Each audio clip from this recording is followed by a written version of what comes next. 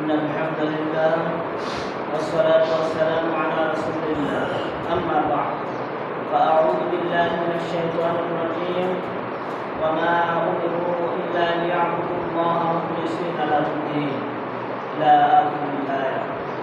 وقال رسول الله صلى الله عليه وسلم من لم يدع قول الزور والعمل به فليس لله حاجة أن يدع طعامه وشرابه.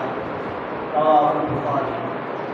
معزز المحترم حضرات মুরব্বিয়ান ইযাম ওয়াদিগার মুসল্লিয়ান کرام, আমরা আল্লাহ সুবহানাহু ওয়া তাআলার মহান দরবারে লাখ কোটি শুকরিয়া জ্ঞাপন করছি, যিনি আমাদেরকে অন্যান্য জুমার নেই আজকেও সালাতুল জুমআ আদায়ের লক্ষ্যে এই আলী জামে মসজিদে আসার তৌফিক এনায়েত করেছেন। সেজন্য সকলেই অন্তরস্থল থেকে বলি আলহামদুলিল্লাহ। অসংখ্য অগণিত দরুদ ও সালাম বর্ষিত হোক প্রিয় নবী মুহাম্মদুর রাসূলুল্লাহ সাল্লাল্লাহু আলাইহি ওয়াসাল্লাম। সবাই বলুন আল্লাহুম্মা সাল্লি আলাইহি আল্লাহুম্মা বারিক আলাইহি। প্রিয় উপস্থিতি, আজকে আমাদের সালাতুল জুমআর খুতবার বিষয় হচ্ছে সিয়ামের দাবি। সিয়ামের দাবি উক্ত বিষয়ে এক গুরুত্বপূর্ণ তথ্যবহুল আলোচনা পেশ করার প্রয়াস চালাবো ইনশাআল্লাহ। ওমা তাওফীকি ইল্লা বিল্লাহ আলাইহি তাওয়াক্কালতু ওয়া ইলাইহি। প্রিয় উপস্থিতি, দেখতে দেখতে রমজানের অর্ধেক চলে গেছে, তো বাকি দিনগুলো দেখবেন এমনিতে চলে যাবে। আমাদের অবহেলা, রমজান সংক্রান্ত যে সমস্ত আমল, সেই আমলের ব্যাপারে শিথিলতা, পাশাপাশি সার্বিকভাবে আমরা আমল থেকে বহু দূরে। তাই আজকে আমরা সিয়ামের দাবি বিষয়ে এক গুরুত্বপূর্ণ আলোচনা করতে যাচ্ছি। বিষয়টি আসলে অত্যন্ত গুরুত্বপূর্ণ, এই জন্য আমরা খুব মনোযোগ সহকারে খুব শ্রবণ করার চেষ্টা করব। পিছনে যারা আছে সামনে এসে বসে যায়, সামনে এসে খুব মনোযোগ সহকারে খুব শ্রবণ করার চেষ্টা করব ইনশাআল্লাহ। প্রিয় উপস্থিতি, সিয়ামের দাবি কি? তো এই বিষয়গুলো আসলে যদি আমাদের জানা না থাকে, অনেক ক্ষেত্রে দেখা যাচ্ছে আমরা সারাদিন কষ্ট করে সিয়াম রাখলাম, সারাদিন না খেয়ে থাকলাম, কিন্তু এমন কিছু গর্হিত কাজ আমাদের দ্বারা ঘটে যায় যেগুলোর কারণে সিয়ামের দাবি নষ্ট হয়ে যায়। তো সিয়ামের দাবি যদি নষ্ট হয়ে যায়, সিয়াম রেখেও কোনো লাভ হবে না। এই জন্য আসুন সিয়ামের কি দাবি রয়েছে সেই দাবিগুলো আমরা মনোযোগ সহকারে বোঝার চেষ্টা করি। কথা কি বোঝা যায়নি? সকলে বোঝার কথা? আচ্ছা, তো দেখেন সিয়ামের যে দাবিগুলো রয়েছে সেই দাবিগুলোর মধ্যে অন্যতম বা প্রথম দাবি হচ্ছে ঈমান ঠিক রাখা। ঈমান ঠিক রাখা। ঈমান কিভাবে ঠিক রাখা, এই বিষয়গুলো আমাদের জানতে হবে। এই জন্য ঈমানের যে রূপন রয়েছে, ঈমানের যে শর্ত রয়েছে, ঈমান ভঙ্গের কারণ রয়েছে, সেগুলো আমাদের জানতে হবে। যদি এই বিষয়গুলো জানা না থাকে তো দেখা যাবে আমাদের ঈমান চলে যাবে। তো ঈমান যদি চলে যায়, আমরা সারাদিন সিয়াম রাখলাম, তো এই সিয়াম রাখার দ্বারা কোনো লাভ হবে না। কারণ স্বয়ং আল্লাহ সুবহানাহু ওয়া তাআলা সূরাতুল বাকারার 183 নম্বর আয়াতে আমাদের উপর যে সিয়াম ফরজ করেছেন, যে আয়াত দ্বারা আমরা স্পষ্ট জানতে পেরেছি আল্লাহ তাআলা ঘোষণা দিয়েছেন যে তোমাদের উপর সিয়াম ফরজ করা হয়েছে। তো এই যে ফরজ করা হয়েছে, এক্ষেত্রে আল্লাহ সুবহানাহু ওয়া তাআলা কি শব্দ ব্যবহার করেছেন শুরুতে দেখেন, ইয়া আইয়ুহাল্লাযীনা আমানু, হে ঈমানদারগণ। কাদেরকে লক্ষ্য করে বলছেন? ঈমানদারদেরকে লক্ষ্য করে বলছেন। সুতরাং কোনো বেঈমানের উপর, কোনো কাফেরের উপর সিয়াম ফরজ নয়, ঈমানদারদের উপর সিয়াম ফরজ। তো ঈমানদার আমাদেরকে প্রকৃতপক্ষে হতে হবে। এখন আমরা মুখে দাবি করলাম ঈমানদার, কাজে কর্মে যদি ঈমান না থাকে তাহলে আমরা মুমিন হতে পারবো না, তো সিয়াম রেখেও কোনো লাভ হবে না। তো ঈমানদার প্রকৃতভাবে হতে হলে আমাদেরকে কি করতে হবে সে বিষয়গুলো একটু জানতে হবে। তো দেখেন, এই জন্য ঈমানের যে রোকন রয়েছে, ঈমানের রোকনগুলো জানা, ঈমানের শর্তগুলো জানা। ঈমানের 3টা শর্ত রয়েছে, ঈমানের 3টা শর্ত রয়েছে। এই শর্তগুলো সর্বপ্রথম আমাদেরকে বুঝতে হবে। তো ঈমানের শর্তের মধ্যে দেখেন, 1 নাম্বার হচ্ছে আত-তাসদীক বিল জিনান,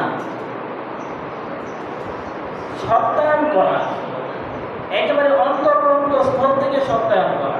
কি সত্যায়ন করবো সেগুলো আমরা পরে বলতেছি। তো দেখেন, অন্তরস্থল থেকে সত্যায়ন করা, এটা হচ্ছে 1 নাম্বার শর্ত। এরপর 2 নাম্বার শর্ত হচ্ছে ইকরার বিল লিসান, মুখের দ্বারা স্বীকৃতি দেওয়া, মুখের দ্বারা স্বীকৃতি দেওয়া। এরপরে ওয়াল আমাল বিল আরকান, 3 নাম্বার শর্ত হচ্ছে যে সমস্ত রোকন রয়েছে, যে সমস্ত আমলের কথা আল্লাহ সুবহানাহু ওয়া তাআলা আমাদেরকে জানিয়েছেন, ঈমানের ক্ষেত্রে যেই রোকনগুলো রয়েছে সেগুলোর উপর আমলে বাস্তবায়ন করা। সুবহানাল্লাহ বলেন। 3টা শর্ত আমাদেরকে বাস্তবায়ন করতে হবে, তাহলে আমাদের ঈমান যে আছে জিনিস বোঝা যাবে। তাহলে 1 নম্বরে আমরা কি জানলাম? আত-তাসদীক বিল জিনান, অন্তরস্থল থেকে স্বীকৃতি দেওয়া। এরপরে 2 নম্বরে আমরা কি জানলাম? ইকরার বিল লিসান, জবানের দ্বারা, মুখের দ্বারা স্বীকৃতি দেওয়া। এরপরে ইকরার বিল লিসান ওয়াল আমাল বিল আরকান, 3 নম্বর হচ্ছে আমলে পরিণত করা। যে সমস্ত রূপন রয়েছে সেগুলোকে আমলে পরিণত করা।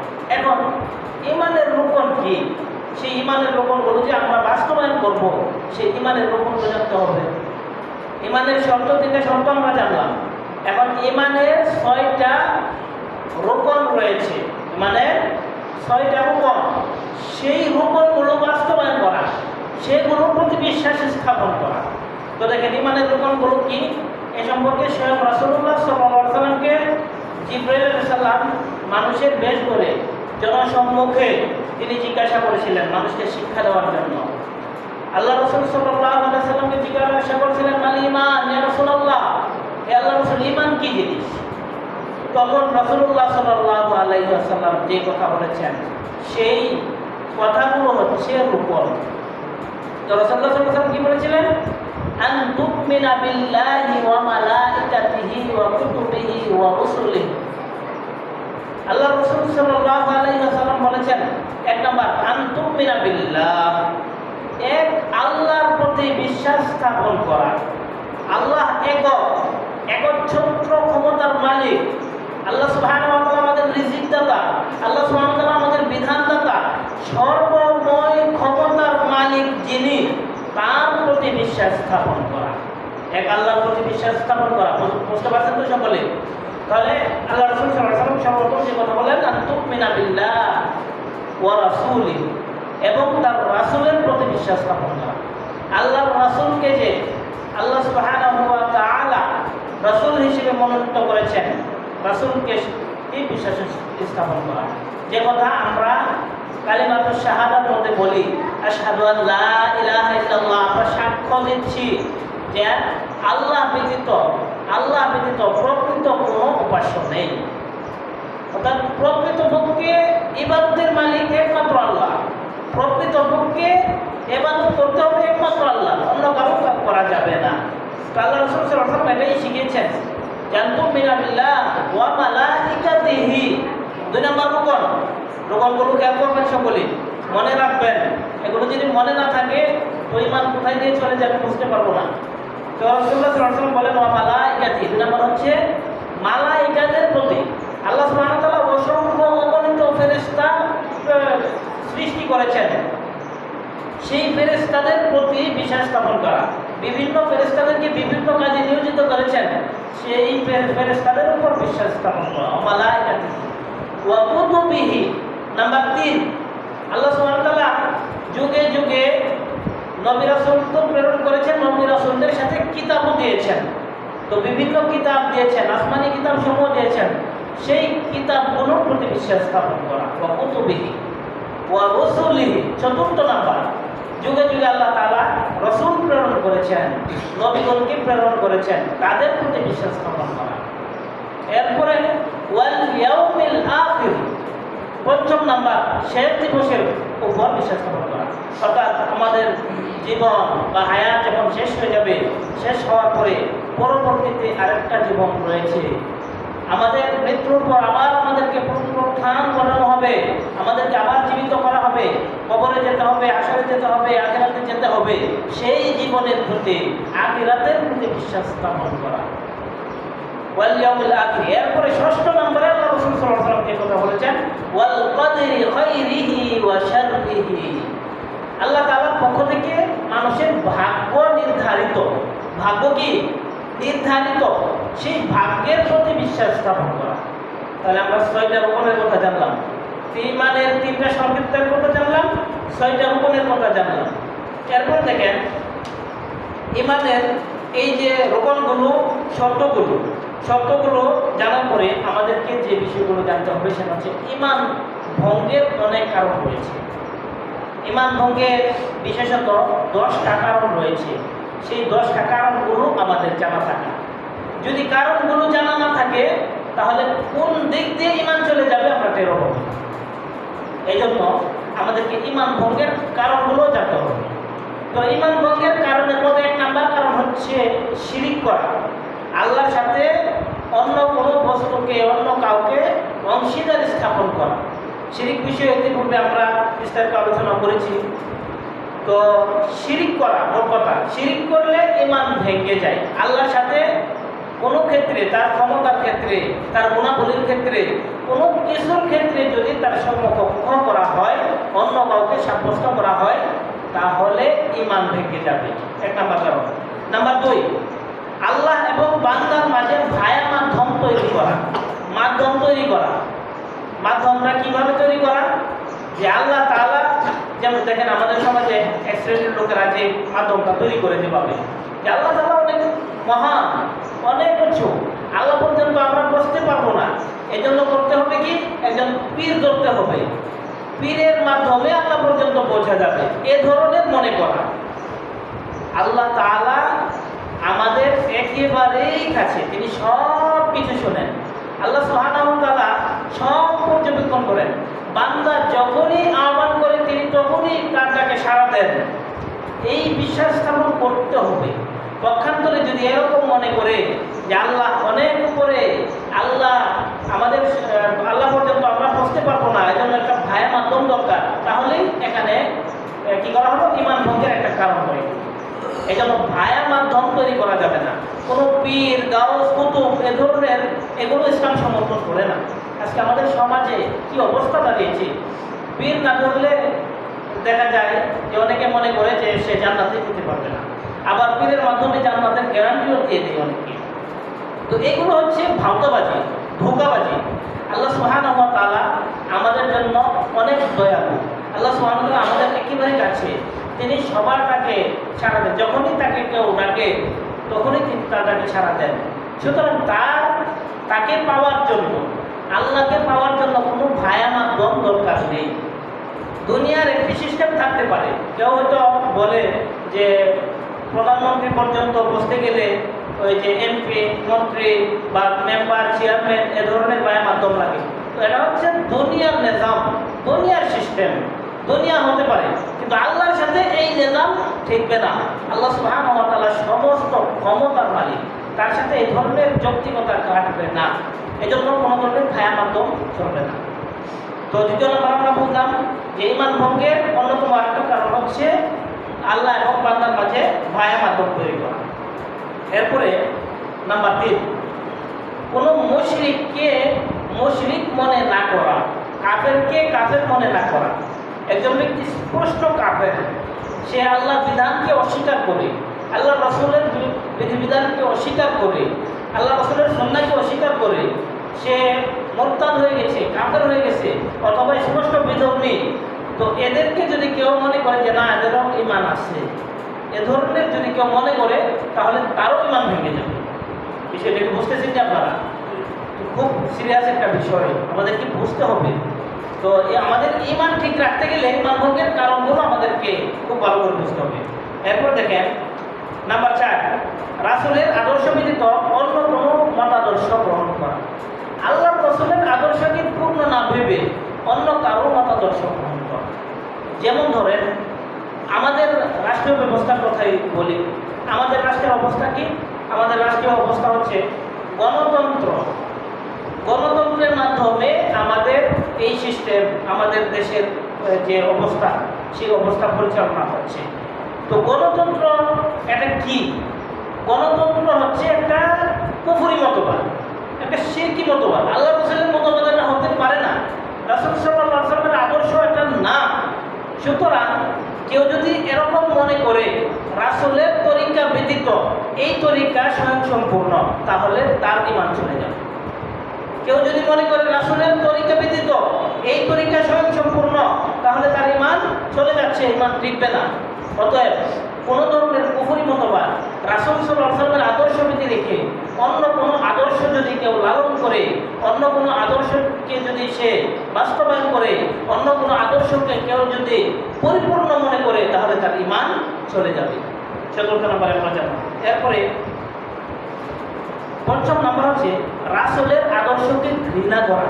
রাসূল সাল্লাল্লাহু আলাইহি ওয়াসাল্লাম আমাদের জন্য যে আদর্শ রেখে গেছেন, যেই সুন্নাহ রেখে গেছেন, সেটাকে ঘৃণা করা।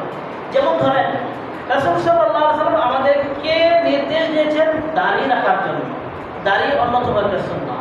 দাড়ি গুরুত্বপূর্ণ একটা বিষয়, ইসলামের শিয়ার। তো রাসূল সাল্লাল্লাহু আলাইহি ওয়াসাল্লাম আমাদেরকে আদর্শ শিখিয়েছেন দাড়ি রাখার জন্য। এখন কেউ যদি দাড়ি রাখাকে ঘৃণা করে, কেউ যদি মনে মনে বলে যে দাড়ি রাখলে কেমন দেখা যায়, বুড়া বুড়া লাগে, এ ধরনের যদি কেউ মনে করে, তাহলে তার ঈমান চলে যাচ্ছে। তো ঈমান যদি চলে যায়, তাহলে সে সিয়াম রেখে কোনো ফায়দা পাবে না।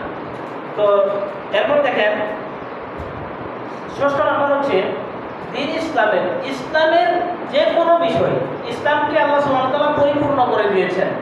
এই ইসলামের কোনো বিষয়কে কটাক্ষ করা, ঠাট্টা বিদ্রোহ করা। আজকে আমাদের সমাজে এমন অনেক লোক পাবেন ইসলামের বিভিন্ন জিনিস নিয়ে, ইসলামের দিক নির্দেশনা নিয়ে, আল্লাহ সুবহানাহু ওয়া তাআলা আমাদেরকে যে বিধিবিধান দিয়েছেন, সেই বিধিবিধানকে নিয়ে, রাসূল সাল্লাল্লাহু আলাইহি ওয়াসাল্লাম আমাদের জন্য যে আদর্শ রেখে গেছেন, সেই আদর্শকে নিয়ে অনেকে ঠাট্টা বিদ্রোহ করে। অনেক আছে এরকম, নামে মুসলিম কিন্তু নাস্তিক। তো এই সমস্ত লোকেরা ইসলামী বিধিবিধান নিয়ে কটাক্ষ করে। তো কটাক্ষ করার কারণে তাদের ঈমান এমনিতেই চলে যায়। এরপর দেখেন 7 নম্বর হচ্ছে জাদু করা। কেউ যদি জাদু করে, জাদু করার কারণে তার ঈমান চলে যাবে। জাদু করলে ঈমান থাকবে না, কারণ জাদু আল্লাহ সুবহানাহু ওয়া তাআলা নিষেধ করেছেন। এরপরে 8 নম্বর হচ্ছে মুসলিমদের বিরুদ্ধে কাফেরদেরকে সহযোগিতা করা। কোনো কাফেরদেরকে মুসলমানকে মারার জন্য, মুসলমানদের উপর অত্যাচার করার জন্য, মুসলমানকে কাবু করার জন্য, বা কোনো মুসলিম দেশকে কোণঠাসা করার জন্য কাফের দেশকে সহায়তা করলে, কাফেরদেরকে যে কোনো প্রক্রিয়ায় যদি কেউ সাহায্য সহযোগিতা করে মুসলিমদের বিরুদ্ধে লেলিয়ে দেওয়ার জন্য, তাদের ঈমান চলে যাবে, তাদের ঈমান থাকবে না। এরপরে 9 নম্বর রাসূলের অনুসরণকে জরুরি মনে না করা। কেউ যদি মনে করে যে রাসূল সাল্লাল্লাহু আলাইহি ওয়াসাল্লাম যেই আদর্শ নিয়ে আসছেন, সেই আদর্শ মানা আমাদের জন্য জরুরি না, এরকম যদি কেউ মনে করে, তাহলে তারও ঈমান চলে যাবে। এরপরে 10 নম্বর হচ্ছে আল্লাহর দ্বীন থেকে বিমুখতা প্রদর্শন করা। আল্লাহ সুবহানাহু ওয়া তাআলা আমাদের জন্য ইসলাম ধর্ম দিয়েছেন। তিনি ইসলাম ধর্মকে মনোনীত করেছেন এই উম্মার জন্য, ইসলামকে মনোনীত দ্বীন হিসেবে সাব্যস্ত করেছেন। সুতরাং কেউ যদি দ্বীন থেকে দূরে সরে যায়, দ্বীন থেকে বিমুখতা প্রদর্শন করে, দ্বীন মানার চেষ্টা করে না, দ্বীন জানার চেষ্টা করে না, কোরআন সুন্নাহ বোঝার চেষ্টা করে না, তো এই যে বিমুখতা প্রদর্শন করলো, একগুঁয়েমি স্বভাব তার মধ্যে এসে গেল, এই কারণে তার ঈমান চলে যাবে। তো এই হচ্ছে ঈমান ভঙ্গের কারণগুলো। তো আমরা ঈমানের রোপণগুলো জানলাম, ঈমানের শর্তগুলো জানলাম, ঈমান ভঙ্গের কারণগুলো জানলাম। তো এগুলো আমাদেরকে খুব ভালো করে জানা থাকতে হবে। যদি জানা থাকে তাহলে আমাদের ঈমান টিকে থাকবে।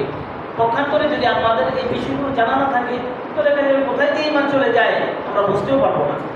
তো সম্মানিত উপস্থিতি, আজকে আমাদের সিয়ামের দাবির 1 নাম্বার দাবি আমরা শুনেছি ঈমান ঠিক রাখা। তো ঈমান ঠিক রাখতে গেলে আমাদের কি করণীয় সেগুলো আমরা জানলাম। নাম্বার 2, সিয়ামের অন্যতম একটা দাবি হচ্ছে ইখলাসের সাথে সিয়াম পালন করা। ইখলাস বিষয়েও আমরা ইতিপূর্বে আলোচনা করেছি। ইখলাস মানে একেবারে একনিষ্ঠভাবে এক আল্লাহর সন্তুষ্টির জন্য ইবাদত করা। যেহেতু আল্লাহ সুবহানাহু ওয়া তাআলা এক্ষেত্রে আমাদেরকে নির্দেশ দিয়েছেন, তিনি বলছেন ওয়ামা উমিরু ইল্লা লিয়াবুদুল্লাহা মুখলিসিনা লাহুদ্দিন। তাদেরকে তো নির্দেশ দেওয়া হয়েছে কেবল তারা যেন একমাত্র আল্লাহর সন্তুষ্টি চিত্তে ইবাদত করতে। তো ইবাদত করতে হবে একমাত্র আল্লাহর সন্তুষ্টি চিত্তে, অন্য কাউকে দেখানোর জন্য নয়, অন্য কারো সন্তুষ্টির জন্য নয়। এরপরে তো দ্বিতীয় নম্বরে আমরা কি জানলাম? আল্লাহ তাআলার সন্তুষ্টি চিত্তে ইখলাসের সাথে সিয়াম পালন করা। ইখলাসের সাথে যদি সিয়াম পালন করতে পারি সেই সিয়াম টিকবে, এটাই সিয়ামের দাবি। এরপরে নাম্বার 3, সিয়ামের আরেকটি দাবি হচ্ছে যাবতীয় হারাম থেকে বেঁচে থাকা। যত ধরনের হারাম কাজ আছে, যত ধরনের হারাম খাদ্য আছে, যত ধরনের হারাম লেনদেন আছে, যত ধরনের হারাম পরিধেয় বস্তু আছে, সমস্ত হারাম থেকে বেঁচে থাকা। হারাম থেকে বেঁচে থাকা এটা হচ্ছে সিয়ামের অন্যতম একটা দাবি। তো হারাম বিষয়ে আমরা ইতিপূর্বে বিস্তারিত আলোচনা করেছি। হারামের সাথে সংশ্লিষ্ট হলে কীভাবে ইবাদত বিনষ্ট হয়ে যায়, হারামের সাথে সংশ্লিষ্ট হলে কীভাবে ইবাদত কবুল হয় না, এই বিষয়গুলো আমরা ইতিপূর্বে জেনেছি। এরপরে 4 নম্বর হচ্ছে সিয়াম ভঙ্গের কারণ সমূহ থেকে বেঁচে থাকা। যে সমস্ত কারণে সিয়াম ভেঙে যায়, যেমন ধরেন দিনের বেলা তো পানাহার করে বসলো, স্ত্রী সহবাস করে বসলো, এ জাতীয় যে যেইগুলো রয়েছে অর্থাৎ সিয়াম ভঙ্গের যে কারণগুলো রয়েছে সেই কারণগুলো থেকে বেঁচে থাকা। যদি কেউ সিয়াম ভঙ্গের কোনো কারণে লিপ্ত হয়ে যায় তাহলে সিয়ামের দাবি ঠিক থাকলো না, সুতরাং তার সিয়ামও হবে না। এরপরে 5 নম্বর হচ্ছে কুপ্রবৃত্তির অনুসরণ না করা, অর্থাৎ মন যা চাই তাই না করা। মন চাবে অনেক সময় বিভিন্ন অপরাধের সাথে জড়িত হয়ে যাওয়ার জন্য, মন চাবে অনেক সময় মানুষকে কষ্ট দেওয়ার জন্য, মন চাবে অনেক সময় হারামের সাথে জড়িত হয়ে যাওয়ার জন্য। তো মন যা চাই তা করা যাবে না। দেখেন এখানে আল্লাহ সুবহানাহু ওয়া তাআলা বলেছেন আফারাআইতা মান ইত্তাখাযা ইলাহাহু হাওয়া। তুমি কি লক্ষ্য করেছো যে ব্যক্তি তার প্রবৃত্তিকে ইলাহ রূপে গ্রহণ করলো, তার মানে তার প্রবৃত্তি যা চাইলো, তার মন যা চাইলো সে তাই করলো, তার মানে তার মনকে সে প্রভু বানিয়ে নিয়েছে। সেখানে আল্লাহ সুবহানাহু ওয়া তাআলা বলেছেন মনকে, তার প্রবৃত্তিকে সে প্রভু বানিয়ে নিয়েছে, তার মানে প্রবৃত্তি যা চাই সে তা করে বসে। তো আল্লাহ তাআলা বলেন ওয়াদাল্লাহু আলা ইলমিন ওয়া ফাতালামা আলা সামঈহি ওয়া কলবিহি। তো যারা তাদের প্রবৃত্তিকে অনুসরণ করে মন যা চায় তাই করে তাদেরকে আল্লাহ তাআলা পথভ্রষ্ট করে দিয়েছেন। তো আল্লাহ তাআলা বলেন আল্লাহু আলা ইলমিন ওয়া ফাতামা আলা সামঈহি ওয়া কলবিহি, তার কর্ণে তার অন্তরে মোহর এঁটে দিয়েছেন। ওয়া জাআলা আলা বাসারিহি গিশাওয়া, এবং তার যে চক্ষু রয়েছে চক্ষের মধ্যে আবরণ দিয়ে দিয়েছেন। এরপরে আল্লাহ তাআলা বলেন মাম ইয়াহদিহি মিন বাদিল্লাহি আফালা তাতাকুন। সুতরাং এই অবস্থা করলে যখন আল্লাহ তাআলা তাদের উপর এরকম অবস্থা তৈরি করে দেন তাদেরকে আর আল্লাহর উপরে কে হেদায়েত দান করবে? এমন অবস্থা হয়ে গেল, অর্থাৎ মন যা চায় তা যদি করে আল্লাহ তাআলা মোহর এঁটে দেবেন, সুতরাং তারা আল্লাহ তাআলার বিধান মানতে পারবে না। এবং এই যে সিয়ামের অন্যতম একটা দাবি, মন বা প্রবৃত্তি যা চায় তা করা যাবে না, সে দাবি থেকে বঞ্চিত হয়ে যাবে। সম্মানিত উপস্থিতি, এরপর দেখেন 6 নম্বর আরেকটা দাবি হচ্ছে যত প্রকার অন্যায় অশ্লীলতা আছে সমস্ত অন্যায় অশ্লীলতা থেকে বেঁচে থাকা। যত ধরনের পাপাচার রয়েছে সমস্ত পাপাচার থেকে বেঁচে থাকা সিয়ামের অন্যতম আরেকটা দাবি। কারণ দেখেন রাসূলুল্লাহ সাল্লাল্লাহু আলাইহি ওয়াসাল্লাম বলেছেন মান লাম ইয়াদা কাওলাজ যুর ওয়াল আমালা বিহি ফালাইসা লিল্লাহি হাজাতুন আন ইয়াদা তাআমাহু ওয়া শারাবাহু। যে ব্যক্তি অন্যায় কাজ, অশ্লীল কথা, বেহায়াপনা এগুলো ছাড়তে পারলো না, এগুলো থেকে বিরত থাকতে পারলো না, তো আল্লাহ রাসূল সাল্লাল্লাহু আলাইহি ওয়াসাল্লাম বলেন ফালাইসা লিল্লাহি হাজা, আল্লাহর কোনো প্রয়োজন নেই যে ইয়াদা তাআমাহু ওয়া শারাবাহু, ওই ব্যক্তি সে যে সারাদিন উপবাস থাকলো, সারাদিন না খেয়ে থাকলো, এ না খেয়ে থাকাটা আল্লাহ তোমার যায় আসে না, আল্লাহর কিছুই আসে যায় না, সে অযথা না খেয়ে থাকলো। তার মানে যে ব্যক্তি অন্যায়ের সাথে জড়িত হয়ে যায়, সিয়াম রাখেছে, সিয়াম রেখে মানুষের সাথে গালিগালাজ, মানুষের সাথে দুর্ব্যবহার, মানুষকে কষ্ট দেওয়া, মানুষের সাথে বিভিন্নভাবে ঝগড়াঝাটিতে লিপ্ত হওয়া, এ ধরনের কর্মকাণ্ড এবং যত ধরনের হারাম কাজ আছে সেই হারাম কাজের সাথে জড়িত হয়ে পড়া, এগুলো করলে তার সিয়াম রেখে কোনো লাভ হবে না। এজন্য যত প্রকার অন্যায় রয়েছে সমস্ত অন্যায় থেকে আমাদের বেঁচে থাকতে হবে। সহিহ বুখারীর 69 নম্বর হাদিসে এটি বর্ণিত হয়েছে। এরপর দেখেন আরেকটা গুরুত্বপূর্ণ হাদিস আল্লাহ রাসূল সাল্লাল্লাহু আলাইহি ওয়াসাল্লাম বলেছেন, যেটা হচ্ছে হাদিসে কুদসি। তো এই হাদিসে কুদসিতে আল্লাহু কুল্লু আমালু আদম লাহু ইল্লা সিয়াম। আমরা ইতিপূর্বে বলেছি সমস্ত আমলের যে সওয়াব, সেই আমলের সওয়াব আল্লাহ সুবহানাহু ওয়া তাআলা ফেরেশতাদের মাধ্যমে দেন, কিন্তু সিয়াম, এই রোজা এমন একটা আমল যেটার আমলের ব্যাপারে রাসূলুল্লাহ সাল্লাল্লাহু আলাইহি ওয়াসাল্লাম বলেন যে আল্লাহ তাআলা ঘোষণা দিয়েছেন ফাইন্নাহু লি ওয়া আনা আজজি বিহি, বান্দা সিয়াম রাখে একমাত্র আমার সন্তুষ্টির জন্য, সুতরাং আমি এর প্রতিদান দেব। সুবহানাল্লাহ ওয়া বিহামদিহি। এরপরে তিনি বলেন আসিয়ামু জান্নাহ, সিয়াম হচ্ছে ডাল স্বরূপ। যারা সিয়াম পালন করবে, সিয়ামের যে দাবি রয়েছে সেই দাবিগুলো পূর্ণ করতে পারবে, এই সিয়াম তাদের জন্য ডাল হবে। ডাল মানে জাহান্নাম থেকে রক্ষা কবচ, জাহান্নাম থেকে রক্ষা করবে, জাহান্নামে সে যাবে না, অর্থাৎ জাহান্নাম থেকে এই সিয়াম তাকে বের করে নিয়ে আসবে। এরপরে দেখেন আল্লাহ রাসূল সাল্লাল্লাহু আলাইহি ওয়াসাল্লাম বলেন ওয়া ইযা কানা ইয়াউমু সাওমি আহাদিকুম ফালা ইয়াফসুস ওয়া লা ইয়াসফাহ, যখন সিয়ামের দিন আসে তখন তোমরা অসভ্য, অশ্লীলতায় জড়িত হও না, কোনো ধরনের খারাপের সাথে জড়িত হও না, কোনো ধরনের কটু কথা, মানুষকে কষ্ট দেওয়া, এ ধরনের কথাবার্তাও বলবে না। এরপরে রাসূলুল্লাহ সাল্লাল্লাহু আলাইহি ওয়াসাল্লাম বলেন শুধু তাই নয়, ফাইন সাবা ওয়াহাবনা ওয়াতাও ফালিয়াকুল ইন্নী মুরউন সাইম, কেউ যদি তোমাকে গালি দেয়, কেউ যদি তোমার সাথে তর্কে লিপ্ত হয়, কেউ যদি তোমাকে মারার জন্য উদ্যত হয়, এ ধরনের কোনো কর্মকাণ্ডে যদি কেউ জড়িত হতে চায়, তুমি তাকে বলে দেবে ইন্নী মুরউন সাইম, আমি সিয়াম রেখেছি, আমার সাথে তর্ক করো না, আমার সাথে গালিগালাজ করো না, আমার সাথে ঝগড়া করো না, আমি আল্লাহর বিধান সিয়াম পালন করছি। সিয়াম অবস্থায় কোনো ধরনের অশ্লীলতায় জড়িত হওয়া যাবে না, সিয়াম অবস্থায় কোনো প্রকারের অন্যায়ের সাথে জড়িত হওয়া যাবে না। গালিগালাজ তো বহু দূরের কথা, ঝগড়া বিচারিত তো অনেক দূরের কথা। রাসূলুল্লাহ সাল্লাল্লাহু আলাইহি ওয়াসাল্লাম এবাদতের রূপে আমাদেরকে শিক্ষা দিয়েছেন।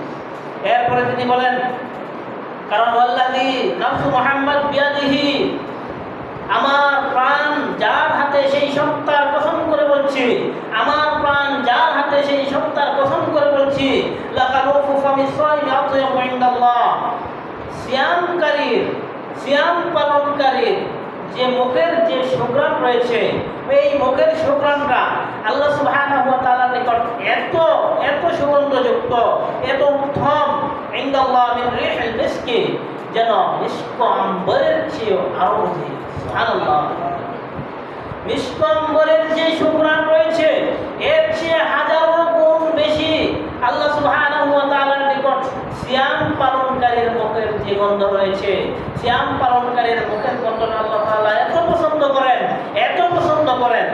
এই জন্য রাসূলুল্লাহ সাল্লাল্লাহু আলাইহি ওয়াসাল্লাম বলেন লিস-সাইমি ফারহাতান, যারা সিয়াম পালন করে তাদের জন্য দুটি খুশির সংবাদ রয়েছে, যারা সিয়াম পালন করে, যারা রোজা রাখে তাদের জন্য দুটি সুসংবাদ।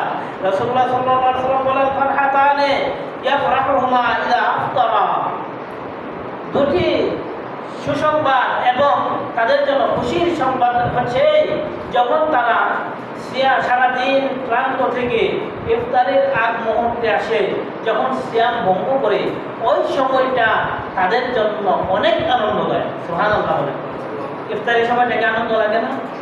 অনেক আনন্দ লাগে। মুমিন যারা তাদের কাছে অবশ্যই আনন্দ লাগবে। ইফতারের সময়টাকে আল্লাহ তাআলা আনন্দময় একটা সময় করে দিয়েছেন।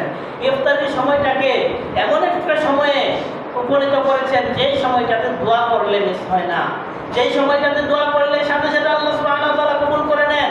এজন্য ইফতারের আগ মুহূর্তে আমরা বেশি করে দোয়া করব। ইফতারের আগ মুহূর্তে বেশি বেশি দোয়া করার চেষ্টা করব, কিন্তু আমরা অবহেলিত জাতি। আমরা এত গুরুত্বপূর্ণ এই দিক নির্দেশনা এগুলো বাস্তবায়ন করতে পারি না। আমাদের সময়গুলো অবহেলায় কাটিয়ে দেই, অযথা সময় নষ্ট করি। আল্লাহ তাআলাকে একটু ডাকবো, একটু দোয়া করবো, এই সময়টা আমাদের হাতে হয় না। এজন্য সম্মানিত উপস্থিতি, এই সময়টাকে কাজে লাগাবো। এখনো যে সময়গুলো রয়েছে সেই সময়গুলো কাজে লাগাবো।